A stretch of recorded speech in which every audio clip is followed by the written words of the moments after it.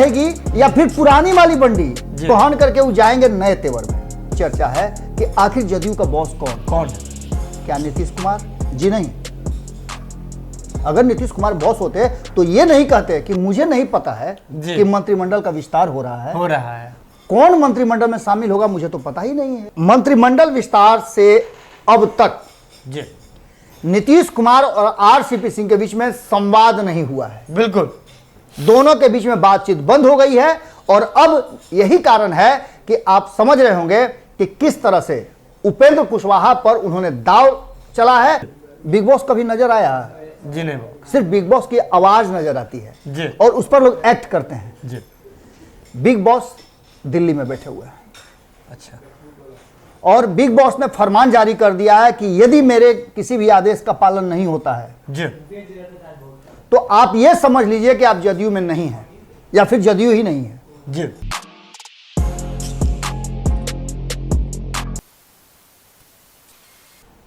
नमस्कार, बिहार के digital media का जनक भारत लाइव देख रहे हैं आप। भारत लाइव में रातों रात देख रहे हैं। रातों रात यानी कि ऐसा शो जहां आपको हम हमेशा से ऐसी ही खबरें देते आ रहे हैं जिस खबर को जानने और समझने के बाद आप उसके आगे विस्मयादिबोधक चिन्ह लगाने पर मजबूर हो उठते हैं। सब कुछ हो गया। किस सब कुछ की बात कर रहे हैं? सबसे बड़ी वजह से मंत्रिमंडल विस्तार, वो भी हो गया। लोजपा वाली भी सारी रणनीति आपने देखी ली। क्या कुछ हुआ है लोजपा का, कहाँ क्या हंस रहे हैं, ये चीजें भी आप देख रहे हैं। यात्रा पर हैं चिराग पासवान, दिल्ली जा रहे हैं, वापस आ रहे हैं, तमाम चीजें तो देख ली। लेकिन चिराग पासवान जी ने एक बड़ी बात कही थी, जैसे ही केंद्रीय मंत्रिमंडल का विस्तार होगा इसके साथ ही जदयू में अंतर्कलह शुरू हो जाएगा। अब खेला जो है शुरू हो गया है। जो खेला बंगाल में चल रहा था, हवा के साथ साथ बिहार पहुंच गया। बिहार की राजधानी पटना में आकर के डेरा ले लिया है। डेरा में लग रहा है उसको कोई ऐसा विधायक मंत्री वाला आवास मिल गया है जिस पर कोई हटाने वाला भी लोग नहीं है। तो एकदम कब्जा करके वो जो खेला है बैठ गया है और सबसे बड़ा प्रभाव डाला है जदयू पर। बड़ी बात यह है कि अब जदयू का असली बॉस कौन है, इसको लेकर के जदयू में खेला शुरू हो गया है। कुछ ही दिन में सत्र भी शुरू होने वाला है और सत्र से पहले इस प्रकार का जो तूफान बवंडर जो आया हुआ है बाबा, ये सत्र तक भी दिखेगा कि कैसे क्या होगा। कौन नीतीश कुमार क्या करेंगे? अब हवाई सर्वेक्षण में रह जाएंगे? मेरे से तो बेहतर सुमन आप बता सकते हैं जी, क्योंकि राजनीतिक लोगों से आपकी रोज बातचीत होती है, रोज नए नए मुद्दों पर आपकी चर्चाएं होती हैं। लेकिन इन सब के बीच में कुछ ऐसी बातें आपने बताई हैं जो अगर पॉइंट आउट किया जाए तो नजर आता है कि जो जदयू थी वो आखिर अब है कहाँ। हाँ, वर्तमान परिस्थिति में अगर जदयू की बात करें तो जदयू के कमान किसके पास है? किसके पास? कौन जदयू का बॉस है और जदयू अब कहाँ जाएगी? क्या जदयू टूट जाएगी? क्या जदयू बहुत अच्छी पार्टी बन जाएगी? क्या जदयू कॉरपोरेट की तरह चलेगी? बहुत सारे सवाल हैं और इन सवालों का जवाब हमसे ज्यादा, हमारे और आपसे ज्यादा, बिहार की जनता से ज्यादा उसमें जो लोग हैं जदयू से जुड़े हुए, विभिन्न जगहों से आकर के अपना अपना बसेरा वहां डाले हुए हैं, उन लोगों में बेचैनी है। अब आप समझिए सीधी सी बात, इसको आपने कई तथ्यों को लेकर के बात शुरुआत की है। बिल्कुल। आज के रातों रात में आपने शुरुआत किया था कि मंत्रिमंडल का विस्तार हो गया, हम उसकी भी चर्चा करेंगे। आपने एलजेपी की बात की थी, उसके बॉस कौन हुए, किसके हाथ में गई एलजेपी, हम उसकी भी चर्चा करेंगे। लेकिन इन सब चर्चा के बीच में सबसे जरूरी चर्चा है कि आखिर जदयू का बॉस कौन है? क्या नीतीश कुमार? जी नहीं। अगर नीतीश कुमार बॉस होते तो ये नहीं कहते कि मुझे नहीं पता है कि मंत्रिमंडल का विस्तार हो रहा है। कौन मंत्रिमंडल में शामिल होगा मुझे तो पता ही नहीं है। बिल्कुल। अगर जदयू का बॉस उपेंद्र कुशवाहा होते तो निश्चित रूप से जैसे उन्हें संसदीय बोर्ड का अध्यक्ष बनाया गया था, बॉस की भूमिका में उनके होना चाहिए था। उन्हें होना चाहिए था। लेकिन उन्हें तो पता ही नहीं है कि मंत्रिमंडल जैसा कोई शब्द भी होता है और केंद्रीय मंत्रिमंडल में शामिल होने जदयू जा भी रहा है, उन्हें तो पता ही नहीं। अगर जदयू के बॉस ललन सिंह होते तो उन्हें पता होता कि उनकी बंडी इस बार जो सिलाई है वो धरी की वो रहेगी या फिर पुरानी वाली बंडी कोहन करके वो जाएंगे नए तेवर में। उनको भी पता नहीं है। उन्होंने साफ तौर पे कहा कि मुझे नहीं पता है। नीतीश कुमार जी दिल्ली आए हुए हैं अपने आंख का इलाज कराने के लिए। हम सभी को पता था कि वह आंख का इलाज कराने गए हैं। लेकिन आंख का इलाज कराने जब नीतीश कुमार जाते हों और जदयू के एक वरिष्ठ सदस्य जिनको अध्यक्ष की कुछ ही दिन पहले जी पदवी दी गई, वो दिल्ली में मौजूद रहते हुए नीतीश कुमार से मुलाकात तक नहीं करता। हम भारतीय जनता पार्टी की बात नहीं कर रहे हैं, हम उनके साथी दलों की बात नहीं कर रहे हैं जी। नीतीश कुमार दिल्ली में रहते हैं, उनके सबसे परम प्रिय मित्र जी जो कभी परम प्रिय दुश्मन हुआ करते थे, जीतन राम मांझी जी, वो भी दिल्ली पहुंचते हैं। बाप बेटा दोनों दिल्ली पहुंचते हैं जी। भाजपा के बुलावे पर दिल्ली पहुंचते जी। हैं और नीतीश कुमार से मुलाकात तक नहीं करते हैं। तब हमें उन्हें भी बॉस नहीं मान सकते हैं। बिल्कुल बिल्कुल। वो ललन सिंह जब बॉस नहीं है तो आखिर बॉस है कौन? जी। क्या और भी विजेंद्र यादव बॉस हैं? विजेंद्र यादव दूर दूर तक नजर नहीं आ रहे हैं जी। वो तब नजर आ रहे थे जब लॉकडाउन चल रहा था, आरसीपी सिंह दिल्ली में थे जी। और बिहार में नीतीश कुमार को मन बहलाने के लिए कोई नहीं मिल रहा था जी। तो कुछ दिन के लिए बॉस के रूप में उनको सामने लाया गया था। सक्रिय हो गए थे काफी। अब उनका कोई आता पता नहीं है, मंत्रालय जो मिला उसको लेकर के वो अपने साइड में पड़े हुए हैं कि ऐसा ना हो कि ये भी छीना जाए। हाँ। कारण कि बॉस कौन है ये पता ही नहीं है। अगर बात करें अशोक चौधरी की तो क्या वो बॉस हैं? जी नहीं। भाई उनको चुनाव के समय में कार्यकारी अध्यक्ष तो प्रदेश का बनाया गया था जी। लेकिन पावर सीज था। जी। बहुत ज्यादा नीतीश कुमार के करीबी कहे जाते हैं, लेकिन अचानक से उनके आवाज बंद हो गई है, उनकी बोलती बंद हो गई है। मंत्रालय उनको भी एगो मिल गया है जी। जो उनका मेन मोटिव था। उसके बाद अगर कहा जाए कि बॉस कौन है, बाबा आप तभी से इतना बॉस बॉस का चर्चा कर दिए, अभी तक पता नहीं चल रहा है कि बॉस कौन है। ये तो बिग बॉस वाला हाल लग रहा है, आदेश मिल रहा है, काम हो रहा है, लेकिन पता ही नहीं है कि आवाज किसका आ रहा है। सबसे बड़ी बात है कि नीतीश कुमार से एगो बड़का भारी मिस्टेक हो गया है जी बाबा। और यह मिस्टेक कभी जॉर्ज फर्नांडिस किए थे। अच्छा। यही मिस्टेक कभी शरद यादव से हो गया था। उत्तराधिकारी वाला तो बात नहीं कर रहे हैं। सुमन आपने फिर छेड़ दिया वही राग जिसमें सुर है, ताल है जी, पर जानते हैं क्या है? अश्लीलता है जी। जैसे भोजपुरी में है। हाँ। आप समझिए सीधी सी बात जी। कि आपने जो सवाल पूछा है जी। कि आखिर बॉस कौन है, जी। बिग बॉस कभी नजर आया? जी नहीं बाबा। सिर्फ बिग बॉस की आवाज नजर आती है जी। और उस पर लोग एक्ट करते हैं। जी। बिग बॉस दिल्ली में बैठे हुए हैं अच्छा। और बिग बॉस ने फरमान जारी कर दिया है कि यदि मेरे किसी भी आदेश का पालन नहीं होता है जी। तो आप ये समझ लीजिए कि आप जदयू में नहीं हैं या फिर जदयू ही नहीं है। जी। बात समझ रहे हैं ना आप? बिल्कुल। बहुत इससे बड़ी बात है। हाँ बड़ी बात है, या तो आप जदयू में नहीं या फिर जदयू ही नहीं। जदयू ही नहीं है। जी। अब ये हम बात क्यों कह रहे हैं? जी। तो इसके लिए आपको थोड़ा सा धैर्य धारण करना पड़ेगा। जी। एलजेपी की कहानी बता करके तब इसके बाद जगह पर हम आते हैं। आएंगे बिल्कुल। एलजेपी को किसने तोड़ा? नीतीश कुमार ने, ललन सिंह ने, आरसीपी सिंह ने या फिर भाजपा ने? जी। ये अभी तक उसी मतलब बैताल की तरह है जो आपके पीठ पर बैठा हुआ है जी। और क्वेश्चन आपसे पूछता है, आंसर देते हैं और फिर जाकर के पेड़ पे बैठ जाता है, फिर आप जाते हैं बैताल को लाने के लिए। जी बिल्कुल बिल्कुल। उसी तरह का ये सवाल हो गया है कि आखिर एलजेपी को किसने तोड़ा? जी। नीतीश कुमार सबसे बड़े दुश्मन थे। आप कभी कभी देखे होइएगा कि जो दो लोग लड़ते हैं तो तीसरा उसमें मजा मारता है। बिल्कुल। ये तीसरा कौन मजा मार रहा है? जी।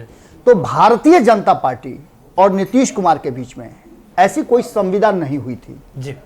ये बात हम बड़ा मतलब दावे के साथ कह रहे हैं क्योंकि हमारे सूत्र ने जो बात हमें बताई है जी। कि नीतीश कुमार का कोई भी रोल चिराग पासवान और एलजेपी को तोड़ने में नहीं है। जी। बड़ी बात कर। ललन सिंह की बात कीजिए जी। तो ललन सिंह का इसमें सिर्फ इतना ही रोल है कि वो उस बात को समझ नहीं पाए और साथ हो लिए। जी। कभी कभी होता है ना कि गेहूं के साथ घून भी पिसा जाता है, जी। बिल्कुल वही बात हुई है। और इसके सूत्रधार कौन है? जी बाबा। तो इसके सूत्रधार वही बॉस हैं, आरसीपी सिंह, जो अपने साथ अपने बगल में बैठा करके रखे हुए थे पारस जी को। जी। और मंत्रालय उनको दिलवा दिए। जी बिल्कुल। जैसे अपने लिए रिझिया गए थे, हम शुरू से बता रहे हैं जी। कि आरसीपी सिंह जिस दिन बोल दिए कि इस बार मंत्रिमंडल विस्तार में हमारी पार्टी शामिल होगी, हम उसी दिन बता दिए थे कि आरसीपी सिंह बच्चा की तरह रिझिया गए हैं, उनको चुक्का में हाथी चाहिए, यानी कि उनको वही चाहिए। और इसका कारण भी है, इसका उदाहरण भी है, आपको तुरंत भट से याद पड़ जाएगा। जी। जब आरसीपी सिंह मंत्री का शपथ लेकर के बाहर निकले, जी। पत्रकारों ने उनसे पूछा कि आपकी पार्टी का जो संविधान है वो ये कहता है एक व्यक्ति एक पद, जी। तो क्या आप मंत्रिमंडल में गए हैं तो कौन सा पद छोड़ेंगे? जी। तो बोले अध्यक्ष पद छोड़ेंगे जी। हैं। उन्होंने कहा कि जी हाँ, आप कहते हैं तो छोड़ देंगे। जी। यानी कि पार्टी से उनको मतलब नहीं है, जी। उनका जो सुप्रीम मोटो था वो उन्होंने प्राप्त कर लिया। बिल्कुल बिल्कुल। मंत्रिमंडल में शामिल होना था। 2019 से ही कहानी चल रहा था, कहानी तो उससे पहले 2017 से चल रहा था। जब कुदुक के उधर गए थे तब वहीं से उनके मन में था कि हम मंत्रिमंडल में शामिल हो कब होंगे। बिल्कुल बिल्कुल। लेकिन तब नहीं हुए थे। आखिर उनको मौका मिल गया तब जब नीतीश कुमार ने उनको आगे बढ़ा दिया। देखिए नीतीश कुमार को कितना बड़ा घाटा हुआ है इसका, ये बात समझ लीजिए। एक तो आरसीपी सिंह उस समय से एक्टिव हैं जब वो प्रशांत किशोर को नीतीश कुमार से अलग किए थे, क्योंकि उनको पता था कि ये भी कॉर्पोरेट जगत के आदमी हैं और ये भी ब्यूरोक्रेट हैं, और कहीं ना कहीं प्रशांत किशोर की भी नीतियां उसी अंदाज में चलती है। जी। तो एक कॉर्पोरेट के लिए राजनीतिक व्यक्ति कभी भी घाटे का सौदा नहीं हो सकता। बिल्कुल बिल्कुल। और राजनीतिक व्यक्ति के लिए घाटे का सौदा हो सकता है। बिल्कुल। इन सारी स्थितियों को यदि देख लिया जाए तो जोड़ घटाव करने के बाद आपको एक चीज नजर आएगा जी। कि कहीं ना कहीं जिस परिस्थिति में आज जी। जदयू है, उससे एक ही बात कही जा सकती है कि जदयू का बॉस कौन है। नीतीश कुमार को खुद पता नहीं है। बिल्कुल। आरसीपी सिंह बॉस है कि नहीं है, क्योंकि एक बहुत बड़ी बात हम बताने जा रहे हैं जो हमने कल भी खुलासा किया था जी। कि मंत्रिमंडल विस्तार से अब तक जी। नीतीश कुमार और आरसीपी सिंह के बीच में संवाद नहीं हुआ है। बिल्कुल। दोनों के बीच में बातचीत बंद हो गई है, और अब यही कारण है कि आप समझ रहे होंगे कि किस तरह से उपेंद्र कुशवाहा पर उन्होंने दाव चला है। और उपेंद्र कुशवाहा कोशिश कर रहे हैं, वो कोशिश कर रहे हैं, कामयाबी होगी कि नहीं होगी ये नहीं कह सकते, नहीं कहा जा सकता, लेकिन कोशिश कर रहे हैं। और उपेंद्र कुशवाहा ने जो बात कही है उस बात ने और ज्यादा उलझा दिया है मामले को। उन्होंने साफ तौर पे इस भ्रमण के बाद, जो 4 जिलों का उन्होंने भ्रमण किया है, उसके बाद जो प्रथम चरण का उनका दौरा खत्म हुआ है, प्रवास खत्म हुआ है, उसके बाद जो 3-4 चीजें उन्होंने बताई हैं वो बड़ा ही बारीक है। और इसी के लिए हम आज ये बात कहने के लिए बैठे थे कि कौन बॉस है। बिल्कुल बिल्कुल। सीधे तौर पे उपेंद्र कुशवाहा ने स्पष्ट कहा है कि संगठन में हमारे बहुत सारी खामियां हैं। बिल्कुल। और ये बड़ी बात है। हम संगठन कौन देख रहा था, तो आरसीपी सिंह देख रहे थे। और संगठन में इतनी बारीकियां, इतना छेद उन्होंने बताया कि चलनी से भी ज्यादा छेद हमारे संगठन में है। जी। अब इसका मतलब आप समझ सकते हैं। उन्होंने साफ तौर पे कहा है कि कार्यकर्ता संगठित नहीं है, बिल्कुल, कार्यकर्ताओं को भरोसा नहीं है, कार्यकर्ता संतुष्ट नहीं है, कार्यकर्ता यूनाइट नहीं है, और आप चले हैं सत्ता का सुख भोगने। आप ये कहने चले हैं कि नंबर 3 कैसे हो गए हम? आपके संगठन में ही लोचा है। देखिए, जब बात आप उपेंद्र कुशवाहा जी की करते हैं तो उपेंद्र कुशवाहा जी लगातार इस बात को दोहराते आए हैं कि अगर हम जदयू में आए हैं तो एकमात्र लक्ष्य लेकर के आए हैं कि जदयू को देश का नंबर 1 पार्टी बनाना है। और ऐसे में जब वे दौरा पर जाते हैं, जमीनी हकीकत से रूबरू होते हैं, तो उन्होंने सीधे तौर पर जो बयान दिया कि संगठन में बहुत ज्यादा कमी है, संगठन को मजबूत करना होगा। तो कहीं ना कहीं समझ सकते हैं कि किस ओर उपेंद्र कुशवाहा जी बढ़ रहे हैं। और दूसरा सबसे महत्वपूर्ण बात है सुमन, कि उन्होंने जो दूसरी बात कही है वो और भी ज्यादा महत्वपूर्ण है। नीतीश कुमार की तरफ है कि आरसीपी सिंह की तरफ है, इस समझ में ही नहीं आ रहा है। बिल्कुल। एक तरफ जहां उन्होंने संगठन का में खामियां निकाल करके और इसे ठीक करने की बात कही है, यानी कि वो आरसीपी सिंह पर सीधा हमला है, वहीं दूसरी तरफ उन्होंने कहा है कि पदाधिकारी जो ब्यूरोक्रेट्स हैं, जो पदाधिकारी हैं, वो किसी की नहीं सुनते। न वो किसी कार्यकर्ता के सुनते हैं, न पदाधिकारी के सुनते हैं, न नेता के सुनते हैं, न मंत्री के सुनते हैं, न जनप्रतिनिधि के सुनते हैं। यानी कि निरंकुश हो गए हैं। और ये नीतीश कुमार पर आरोप लगता आ रहा है कि नीतीश कुमार पर जो है अपने ब्यूरोक्रेट्स को, अपने अधिकारियों को पूरी छूट दे चुके हैं, और इसका कई बार खामियाजा भोगना पड़ा है नीतीश कुमार को भी और सार्वजनिक मंच पे भी। जी बिल्कुल। अब ऐसी स्थिति में हम यही आपको बताने के लिए आज बैठे थे कि एक तरफ जहां आरसीपी सिंह बॉस नहीं है, दूसरी तरफ मानने के लिए लोग तैयार नहीं है। हम बॉस हैं की बात नहीं कर रहे हैं, मानने के लिए लोग तैयार नहीं है। दूसरी तरफ नीतीश कुमार को बॉस मानने के लिए तैयार नहीं है। तीसरी तरफ जो कहा जा रहा था कि एक बड़ा पावर मिलेगा अशोक चौधरी को, वो भी साइड हो गए हैं। विजय कुमार चौधरी थे, वो भी साइड हो गए हैं। विजेंद्र यादव साइड हो गए हैं। ललन सिंह का कोई अता पता नहीं है। उपेंद्र कुशवाहा के माथे पर जो नया जिम्मेवारी दिया गया है उस जिम्मेवारी से वो संतुष्ट नहीं है। नीतीश कुमार चुप्पी साधे हुए हैं, जनता के दरबार में जाना शुरू कर चुके हैं। इसका मतलब आप समझ रहे हैं जी। और आरसीपी सिंह भाजपा मैन हो गए हैं। बिल्कुल बिल्कुल। और इस पूरी स्थिति को देखते हुए क्या आपको लगता है कि अभी वर्तमान परिस्थिति में कोई बॉस है? नीतीश कुमार ने ऐसी परिस्थिति पैदा कर दी है जो 16 साल बिहार की गद्दी पर बैठने के बाद भी अपना एक उत्तराधिकारी पैदा नहीं कर पाए। उन्हें डर था और उस डर का खामियाजा बिहार भोग रहा है और कहीं ना कहीं जदयू भोग रही है और जदयू के जो लोग हैं वो भी सफोकेशन फील कर रहे हैं। जी, तो कहीं ना कहीं बाबा ने एक बड़ी बात स्थापित की है कि जदयू में अभी ऐसी स्थिति है कि किसके कमांड पर लोगों को, कार्यकर्ताओं को वर्क करना है। तो कार्यकर्ता अभी इसको लेकर के सजग हो गए हैं कि देखना ये दिलचस्प होगा कि अब कार्यकर्ता किसके इशारे पे काम करते हैं, क्योंकि आरसीपी सिंह कोई नया आदेश जारी करते हैं।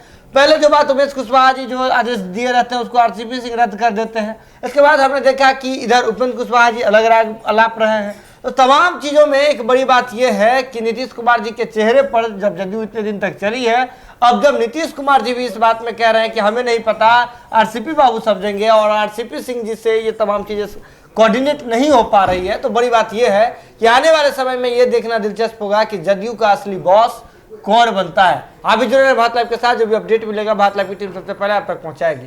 इसके लिए जरूरत है कि भारत लाइव की खबरों को यूं ही देखते रहे, शेयर करते रहे और हमारा मनोबल बढ़ाते रहे। बहुत बहुत धन्यवाद। अगर ये वीडियो पसंद आई और वह बिहार के राजनीति और बिहारियत से सरोकार रखेनी तो सब्सक्राइब बटन दबा के चैनल के सब्सक्राइब कर ली। ओजे एगो घंटी बा, ओकरा बटन दबा देला से कुल सटीक और मारक खबर रुआ मुफ्त में मिल जाई। अगर रुआ पत्रकारिता के हमनी के नया प्रयोग में सहयोग कर चाहतानी तो ज्वाइन बटन दबा दी। पेटीएम नंबर नोट कर ली 9386816700। धन्यवाद।